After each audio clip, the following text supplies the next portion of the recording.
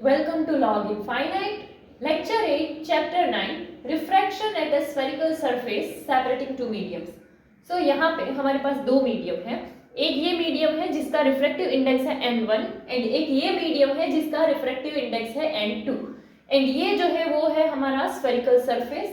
सो n1 वाले refractive index में से एक इंसिडेंट रे आता है जो इस स्फेरिकल सरफेस से रिफ्रैक्ट होके n2 रिफ्रैक्टिव इंडेक्स वाले मीडियम में रिफ्रैक्ट होता है. एंड nn के लिए हम क्या सोचते हैं कि उसका लेंथ जो है वो नियरली इक्वल है n से प्रिंसिपल एक्सिस पे जो परपेंडिकुलर ड्रॉ किया हो उसकी लेंथ के जितना ही नियरली nn का लेंथ हो. एंड ये जो है यहाँ पे हमारा ऑब्जेक्ट है एंड इंसिडेंट रे जो है वो यहाँ से स्फेरिकल सरफेस पे इंसिडेंट हो रहा है एंड देन रिफ्रैक्ट होके जो इमेज है वो यहाँ पे बन रहा है. सो इसमें जो सारे डिस्टेंस होंगे वो अगर हम यहाँ से मेजर करते हैं तो यहाँ से इमेज ये है तो ये इमेज डिस्टेंस v हो जाएगा एंड ये ऑब्जेक्ट है तो यहाँ से अगर इतना डिस्टेंस मेजर करेंगे तो ये ऑब्जेक्ट डिस्टेंस हो जाएगा एंड ये r वाला डिस्टेंस हो जाएगा. सो इसमें पहले अगर हम ये वाला एंगल लेते हैं NOM तो उसमें ये वाला एंगल अगर हम ले तो tan थीटा का जो फॉर्मूला है उसके अकॉर्डिंग क्या आ जाएगा अपोजिट अपॉन एडजेसेंट. तो ये एंगल है अपोजिट यानी क्या आ जाएगा MN अपॉन एडजेसेंट यानी क्या आ जाएगा OM. सो यहाँ पे वही आ गया कि tan angle NOM equals to क्या आ जाएगा MN अपॉन OM. देन अगर हम दूसरा एंगल लेते हैं ये NCM यानी कि यहाँ पर आएगा. सो इसको tan के अकॉर्डिंग देखेंगे तो अपोजिट अपॉन एडजेसेंट होगा. यहाँ पर अपोजिट यानी क्या ये आ जाएगा MN एंड एडजेसेंट यानी ये वाला आ जाएगा तो MC. सो इसीलिए यहाँ पर क्या आ जाएगा MN upon MC. Same way अगर हम तीसरा एंगल ये लेते हैं NIM वाला NIM यहाँ से ऐसे है तो ये वाला एंगल होगा. सो इस वाले एंगल के हिसाब से देखें तो अपोजिट यानी कि ये हो जाएगा एंड एडजेसेंट यानी कि ये हो जाएगा यानी MN अपॉन MI. सो यहाँ पे वही आ गया कि tan angle NIM equals to MN upon MI. Now ये एंगल जो है वो स्मॉल हो. सो स्मॉल एंगल के लिए हम इसको क्या कि ऐसा भी लिख सकते हैं कि एंगल NOM जो है वो इक्वल टू हो जाए MN upon OM. Angle NCM जो है वो हो जाए MN upon MC and angle NIM जो है वो क्या हो जाए MN अपॉन MI. नाउ अगर हम ये ट्राइंगल है ये जो ट्राइंगल है यहाँ से ऐसा ये NO एंड C ये ट्राइंगल अगर हम लेते हैं तो इस ट्राइंगल के लिए देखो यहाँ से ये हमारा ऐसे इंसिडेंट एंगल यहाँ है एंड ये ट्राइंगल है तो ये क्या बाहर वाला एंगल है. सो ये एक्सटीरियर एंगल है इस ट्राइंगल का ऐसा बोल सकते हैं. जो एक्सटीरियर एंगल होता है वो क्या तो ये एंड ये दोनों एंगल के सम के इक्वल एक्सटीरियर एंगल आता है. सो यहाँ पे ऐसा हो जाएगा कि ये दोनों एंगल का सम जो है वो एक्सटीरियर एंगल यानी कि I आ जाएगा. सो ऐसा बोल सकते हैं कि I इक्वल्स टू में NOM प्लस में NCM कि ये जो दोनों एंगल है उन दोनों का प्लस ये आ जाएगा. सो यहाँ पे वही हो गया कि I equals to angle NOM plus angle NCM. So NOM जो है वो ऑलरेडी यहाँ पे फाइंड कर रखा है एंड NCM है वो भी यहाँ पे फाइंड किया है. सो उसका वैल्यू अगर हम पुट करें तो I इक्वल्स टू ये NOM की प्लेस पर क्या आ जाएगा MN अपॉन OM. NCM की प्लेस पर क्या आ जाएगा MN अपॉन MC. इसको अगर हम बोल देते हैं इक्वेशन 1. सेम वे अगर हम देखें तो यहाँ पर ये जो एक ट्राइंगल यहाँ से ऐसा बन रहा है ये जो ट्राइंगल है उसमें अगर हम देखें तो ये कौन सा ट्राइंगल है NCI. सो इस ट्राइंगल में अगर हम देखें तो ये वाला जो एंगल है ये बाहर वाला एंगल बन रहा है. सो ये एंगल एंड ये एंगल ये दोनों का जो प्लस है वो ये बाहर वाला एंगल आएगा. सो इसके लिए हम क्या बोल सकते हैं ये जो बाहर वाला एंगल है वो क्या हो जाएगा NCM. So angle NCM equals to क्या हो जाएगा एक एंगल यहाँ पर है वो एंड एक एंगल यहाँ पर है वो. सो ये एंगल के लिए क्या बोल सकते हैं कि NIM ये हो जाएगा एंड प्लस जो दूसरा यहाँ के लिए जो एंगल चाहिए वो क्या हो जाएगा INC एंड ये जो है वो क्या रिफ्रैक्टेड एंगल यानी कि वहां पर R पुट कर सकते हैं एंड NIM जो आया है वो NIM हमने फाइंड कर रखा है वो क्या है MN अपॉन MI. सो यहाँ पे हम क्या पुट कर देते हैं ये MN upon MI plus R and यहाँ पर जो हमारा ये एक्सटीरियर एंगल ये आया था वो क्या था NCM एंड NCM का वैल्यू ऑलरेडी हमारे पास है वो क्या है MN अपॉन MC. इसीलिए यहाँ इक्वल टू में क्या है MN अपॉन MC. सो अगर हमें ये एंगल ऑफ रिफ्रैक्शन फाइंड करना तो ये यहाँ प्लस इक्वल टू किस साइड जाएगा तो माइनस तो क्या जाएगा R equals to MN upon MC minus MN upon MI. इसको अगर हम बोल देते हैं इक्वेशन 2. नाउ हमने स्नेल्स लॉ देखा है. स्नेल्स लॉ के अकॉर्डिंग क्या था, n1 sin i equals to n2 sin r, ऐसा देखा था। ये n1 क्या है, ये इस मीडियम का रिफ्रैक्टिव इंडेक्स, एंड ये जो n2 है वो इस मीडियम का रिफ्रैक्टिव इंडेक्स है। सो यहाँ पे sin i and sin r, but यहाँ पर एंगल्स कैसे हैं, स्मॉल है, सो हम i एंड r भी ले सकते हैं, तो वो क्या बन जाएगा n1i इक्वल टू n2r। सो यहाँ पे i जो है, तो i के लिए तो हमने ऑलरेडी फाइंड कर रखा है, ये तो इक्वेशन 1 का वैल्यू पुट कर सकते हैं i की प्लेस पर। देन यहाँ पर r है, तो r भी हमने फाइंड कर रखा है, यानी कि ये जो हमारा इक्वेशन 2 आया है उसका वैल्यू पुट कर सकते हैं। सो क्या आ जाएगा, n1 एंड i की प्लेस पर आ गया mn/om plus mn/mc equals to n2 and r की प्लेस पर ये आ जाएगा mn/mc माइनस में mn/mi, ये सेकंड इक्वेशन वाला वैल्यू। नाउ यहाँ पर जो है mn है, यहाँ पर भी mn है, वो कैंसिल हो सकता है, एंड अगर वो कैंसिल नहीं कर सकते हो तो पूरे इक्वेशन को mn से डिवाइड कर दो, तब भी कैंसिल हो जाएगा। ये n1 जो है वो यहाँ दोनों में होगा, सो इसीलिए पहले क्या बन जाएगा, ये n1/om प्लस में n1/mc इक्वल्स टू ये जो है n2 भी सेम दोनों में होगा, तो इसलिए क्या आ जाएगा n2/mc माइनस में n2/mi। सो अगर हम इन सब का वैल्यू देखें तो om, यहाँ पर ये m है, ये o है, ये ऑब्जेक्ट डिस्टेंस है, तो ये क्या हो जाएगा u, एंड इसको अगर हम ये डायरेक्शन में मेजर कर रहे हैं इसीलिए वो क्या आ जाएगा -u होगा, ऐसा बोल सकते हैं। ये हमने कार्टेशियन साइन में देखा था कि अगर इंसिडेंट रे है उसकी अपोजिट डायरेक्शन में मेजरमेंट आता है तो उससे हम क्या लेते हैं, नेगेटिव, इसीलिए ये जो है u वो कैसा आ गया -u। देन अगर हम यहाँ पर mi देखते हैं कि इसमें एक mi भी है, तो mi जो है वो क्या है, v है, सो इसको प्लस v लेंगे mi को, रीजन क्या है, हम इसको मेजर किस डायरेक्शन में, इस डायरेक्शन में मेजर करते हैं, एंड ये डायरेक्शन तो सेम इंसिडेंट रे वाले डायरेक्शन की डायरेक्शन है, इसीलिए पॉजिटिव। देन हमारे पास है ये mc क्या है r, तो ये भी क्या हो जाएगा, पॉजिटिव हो जाएगा। सो अगर इन सब का वैल्यू पुट करें तो om की जगह हमने देखा क्या आ जाएगा, -u, सो क्या आ जाएगा n1/-u प्लस n1/mc है, mc की जगह हमने देखा क्या आएगा, प्लस r, सो ये आ गया r equals to n2/mc, mc है यानी यहाँ पर फिर से क्या आ जाएगा r, सो क्या आ गया n2/r माइनस में n2/mi, सो यहाँ क्या आ जाएगा माइनस में n2/mi की जगह पर हमने देखा क्या आएगा v, सो ये हमारा ऐसे इक्वेशन बन जाएगा। नाउ सपोज कि ये जो है n1/r उसे हम इक्वल टू के इस साइड ले जाते हैं, यहाँ प्लस में है, यहाँ आएगा तो माइनस में आ जाएगा। सेम वे n2/v है उसे इक्वल टू के इस साइड ले जाते हैं, तो ये यहाँ माइनस में, यहाँ से यहाँ आएगा तो प्लस में आ जाएगा।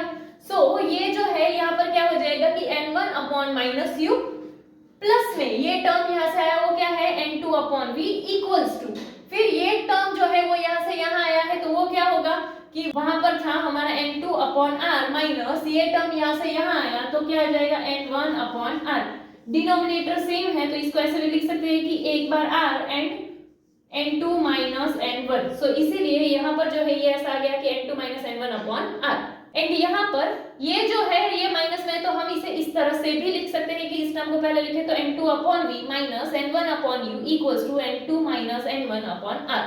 नेक्स्ट अगर हम लेंस में इमेज फॉर्मेशन देखें तो जैसे हमारे पास एक थिन लेंस है, यहाँ पे ऑब्जेक्ट है, एंड जो फाइनल इमेज मिलता है वो हमें इस पॉइंट पे मिलता है, बट यहाँ पे जो इमेज बन रहा है वो दो सरफेस की वजह से बन रहा है, एक ये साइड वाला जो स्फेरिकल सरफेस है उसकी वजह से, एंड सेकंड ये साइड वाला जो स्फेरिकल सरफेस है उसकी वजह से। सो फर्स्ट ये साइड वाला जो स्फेरिकल सरफेस है उसके लिए यहाँ पर हमने बनाया हुआ है कि ये हमारा ऐसे एक स्फेरिकल सरफेस आ गया, यहाँ पे ऑब्जेक्ट है, एंड उससे रिफ्रैक्ट होके जो इमेज बन रहा है वो कहाँ पर, ये I1 वाले पॉइंट पे बन रहा है। नाउ ये इमेज जो है I1 वाला वो इस साइड का, ये जो सेकंड स्फेरिकल सरफेस है उसके लिए कैसे एज अ ऑब्जेक्ट वर्क करेगा। सो ये I1 जो है वो क्या, ये सेकंड स्फेरिकल सरफेस आ गई, सो ये I1 क्या हो जाएगा ऑब्जेक्ट, एंड यहाँ से रे जो होगा वो रिफ्रैक्ट होगा, एंड जो फाइनल इमेज मिलेगी वो हमें यहाँ पर मिल रही है I। सो यहाँ पे ये हमने ये जो लेंस है उसको ऐसे सेपरेट करके देखा है, एंड यहाँ पर क्या है, ये पूरे सिस्टम को एक साथ देखा है, तो यहाँ पे जो रिफ्रैक्टिव इंडेक्स है वो क्या है n1, एंड यहाँ पर जो रिफ्रैक्टिव इंडेक्स है वो क्या हो जाएगा n2। नाउ ये अगर ऐसे लेंस वाला पार्ट है तो यहाँ पर ये वाला जो स्फेरिकल सरफेस है वो लेंस का ही ये वाला है, सो ये जो है वो क्या आ जाएगा n2 आ जाएगा, एंड बाहर वाला n1, इसीलिए यहाँ पर क्या हो गया रिफ्रैक्टिव इंडेक्स ये वाला n2 हो गया एंड ये वाला n1 हो गया। नाउ इसी चीज को अगर हम इसमें देखें, सो इमेज फॉर्मेशन जो है वो दो स्टेप से हो रहा है, एक इस स्फेरिकल सरफेस से, सेकेंडली इस स्फेरिकल सरफेस से। सो फर्स्ट जो रिफ्रैक्टिव सरफेस है उससे जो हमें इमेज मिल रहा है वो I1 पे मिल रहा है, एंड BI1 वाला जो इमेज है वो as a virtual object work करता है सेकंड वाली सरफेस के लिए, एंड देन जो हमें इमेज मिलेगा वो किस पॉइंट पे मिलता है, ये I वाले पॉइंट पे मिलता है। ये दोनों को कंबाइन करके यहाँ पे जो आया है ये फाइनल वाला है। सो अगर हम पहले ये वाला जो इंटरफेस है, सपोज कि ये जो है ये हमारा क्या हो जाए A B एंड C, कि ये A B C वाला जो है उसके लिए अगर हम रिफ्रैक्शन देखते हैं तो क्या आ जाएगा N1 अपॉन OB, ये OB जो क्या है ऑब्जेक्ट डिस्टेंस, प्लस में N2 अपॉन BI1, ये BI1 क्या हो जाएगा image distance, equals to N2 minus N1 upon BC1, ये जो BC1 ये रेडियस ऑफ कर्वेचर वाला हो जाएगा। तो इसे बोल देते हैं हम इक्वेशन 1।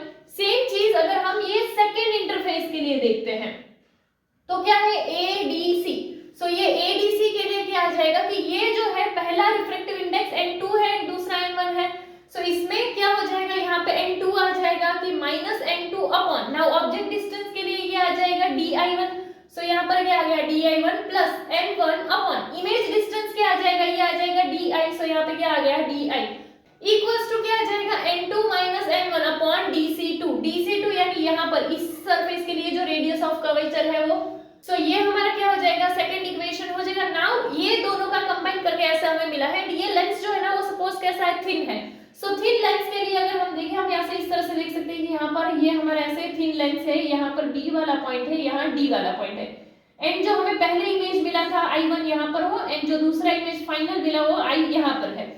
सो ये लेंस थिन है तो इसीलिए B एंड D ये जो डिस्टेंस है वो कैसा नेग्लिजिबल जैसा होगा। सो हम ऐसा बोल सकते हैं कि यहाँ से BI1 या फिर यहाँ से DI1 दोनों का डिस्टेंस इक्वल माना जा सकता है अगर ये डिस्टेंस नेग्लिजिबल है।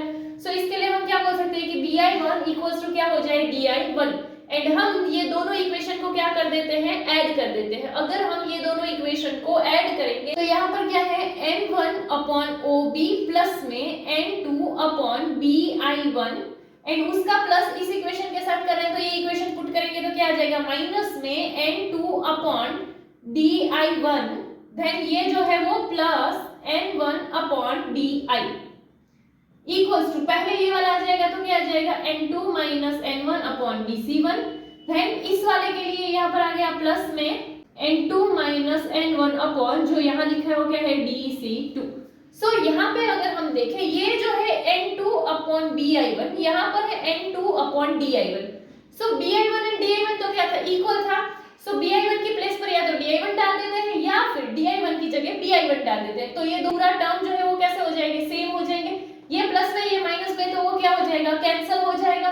सो बचेगा क्या N1 अपॉन OB प्लस में एक ये वाला टर्म बचा N1 upon DI equals to ना यहाँ पर N2 माइनस N1, यहाँ पर भी N2 माइनस N1 कॉमन निकाल ले तो क्या आ जाएगा N2 माइनस N1, तो बचा क्या यहाँ से N2 माइनस N1 चला गया तो 1 अपॉन क्या है ये BC1 प्लस में यहाँ से भी ये N2 माइनस N1 चला गया तो बचा क्या 1 अपॉन ये DC2। सो हमें ऐसे टाइप का एक इक्वेशन मिल गया। नाउ यहाँ पर हमने देखा उसके अकॉर्डिंग क्या है ये OB यानी ये क्या है ऑब्जेक्ट डिस्टेंस, एंड ये DI यानी ये क्या है इमेज डिस्टेंस। तो हम क्या कर सकते हैं कि हम ऐसा ले सकते हैं कि सपोज जो हमारा ऑब्जेक्ट है वो कहां पर हो इंफिनिटी पे हो, सो इसीलिए OB जो है वो क्या हो जाएगा इनफिनिट, एंड जब भी ऑब्जेक्ट जो है वो इंफिनिटी पे हो उस पॉइंट पे इमेज कहां पर बनता है फोकस पे बनता है, सो इसीलिए जो डिस्टेंस होगा वो क्या आ जाएगा F आ जाएगा। सो यहाँ पे N1 अपॉन OB की प्लेस पर क्या आ गया infinity plus N1 upon DI, तो यहाँ पर इमेज डिस्टेंस के लिए क्या आ गया F, सो ये हो गया N2 माइनस N1, एंड यहाँ पर है BC1 ये यहाँ का रेडियस ऑफ कर्वेचर था तो 1 अपॉन R1 माइनस DC2 है ये यहाँ पर रेडियस ऑफ कर्वेचर था तो 1 अपॉन R2, बट ये इस डायरेक्शन के हिसाब से इसीलिए यहाँ पर क्या आया माइनस। नाउ यहाँ पे कि ये नीचे इंफिनिटी है या तो 1 अपॉन इंफिनिटी जो है वो क्या होता है 0, सो इसलिए ये पूरा टर्म तो हट जाएगा तो बचेगा क्या N1 upon F equals to N2 minus N1 bracket में 1 upon R1 minus 1 upon R2। Now यहाँ पे ये N1 है, सो ये N1 को हम यहाँ से यहाँ भेज सकते हैं इक्वेशन में, या तो फिर तुम ऐसा भी सोच सकते हो कि इस इक्वेशन को हमने N1 से डिवाइड कर दिया, इसकी वजह से क्या होगा यहाँ से N1 चला जाएगा तो क्या बचेगा 1 अपॉन F इक्वल्स टू यहाँ पर N1 आ गया तो क्या हो जाएगा ये ऐसे बन जाएगा कि N2 अपॉन N1, एंड अगर यहाँ पर N1 है तो N1 से N1 कैंसिल हो जाएगा इसलिए क्या आ गया 1, एंड ये जो है वो 1 upon R1 minus 1 upon R2। Now N2 upon N1 है उसके प्लेस पर क्या लिख सकते हैं N21, सो ये इक्वेशन ऐसा बन जाएगा कि 1 upon F equals to N21 minus 1 1 upon r1 minus 1 upon r2। तो ये जो है ये हमें एक इक्वेशन मिला। इसके अलावा यहाँ पर जो है हमने एक केस देखा है, वो स्पेशली किसके लिए लिया गया है कि जहाँ पे कि हमारा जो ऑब्जेक्ट हो किस पॉइंट पे इंफिनिटी पे हो उसके लिए देखा था। बट सपोज कि अगर हमें ऐसा नहीं लेना है तो हम क्या कर सकते हैं कि पहले तो ये दोनों में n1 है, n1 को कॉमन निकाल के यहाँ से इस साइड भेज दे, तो फिर जो यहाँ पर इस साइड पे ये टर्म आया वैसा ही आ जाएगा। सो वो क्या बन जाएगा, ऐसा आ जाएगा। सी ये n1 दोनों में है, कॉमन निकाल लिया, यहाँ से यहाँ भेज दिया, तो n2 अपॉन n1 इस तरह से आ जाएगा। एंड n2 अपॉन n1 जो है उसे हम ऐसे n21 लिख सकते हैं। यहाँ से n1 से n1 कैंसिल हो जाएगा, तो यहाँ क्या आ जाएगा 1। एंड ये जो है ये हमने dc1 एंड dc2 का वैल्यू पुट कर दिया है, इसीलिए यहाँ क्या 1 upon r1 minus 1 upon r2 आ गया। नाउ यहाँ पे n1 कॉमन निकल गया, तो बचा क्या है 1 अपॉन ob क्या था ऑब्जेक्ट डिस्टेंस, सो हम क्या लिख सकते हैं 1 upon minus u। Same way यहाँ पर क्या है di, ये di जो है वो क्या इमेज डिस्टेंस था फाइनल वाला, तो यहाँ पर क्या आ सकता है 1 अपॉन v। सो प्लस यहाँ से क्या आ जाएगा 1 अपॉन में v। तो एक इक्वेशन हमें ऐसा भी मिल सकता है। सो इस इक्वेशन को अगर हम सही अच्छे से लिखे तो क्या आ जाएगा 1 upon minus u plus 1 upon v equal to n21 minus 1 upon r1 minus 1 upon r2। ये इक्वेशन स्पेशली अलग से इसलिए लिखा है ताकि हम आगे इसका यूज कर सके। एंड अगर ये वाला कहां से आया, ये n1 अपॉन ob एंड ये पता नहीं चला, तो अभी ही लास्ट में हमने स्फेरिकल सरफेस के लिए एक इक्वेशन डिराइव किया। वो इक्वेशन क्या था n1 upon u n2 upon v n2 minus n1 upon r। तो उसी के बेसिस से हम ये इक्वेशन ला सकते हैं। एंड ये जो इक्वेशन है हमें याद, एक जो है ये इक्वेशन देखते हैं एंड एक ये इक्वेशन देखते हैं। सो इन दोनों इक्वेशन का हम यूज आगे करने वाले हैं। नेक्स्ट, अभी हमने दो इक्वेशन देखे थे जो मैंने बोला था कि इसका हम आगे यूज करेंगे, तो उसमें एक इक्वेशन जो है वो ये था एंड सेकंड इक्वेशन ये था। नाउ इसके लिए अगर हम देखें तो ये इक्वल टू के बाद वाला टर्म दोनों के लिए कैसा सेम है कि n21 minus 1 upon r1 minus 1 upon r2 and ये भी वही है। सो अगर ये दोनों एक दूसरे से इक्वल है तो ये भी एक दूसरे से इक्वल होंगे। तो हम ऐसा लिख सकते हैं कि लाइक इक्वेशन 1 एंड 2 को कंपेयर करके हम ऐसा बोल सकते हैं कि ये भी एक दूसरे से इक्वल होंगे। तो हम ऐसा लिख सकते हैं कि 1 upon f equals to 1 upon minus u plus 1 upon v। तो हमारा टोटल इक्वेशन ऐसा बनेगा। एंड इस इक्वेशन को हम ऐसे भी लिख सकते हैं कि 1 upon f equals to 1 upon v minus 1 upon u। Now यही टर्म्स के साथ हमने एक इक्वेशन पहले देखा था जो कि था हमारा मिरर इक्वेशन। ठीक है, सो मिरर इक्वेशन जो है उसमें क्या था कि मिरर इक्वेशन में हमने देखा था 1 upon f equals to 1 upon v plus 1 upon u। So lens equation and mirror equation दोनों ही सेम है, फर्क सिर्फ किसका है plus and minus. Mirror equation में क्या आता है प्लस, लेंस इक्वेशन में क्या आएगा माइनस।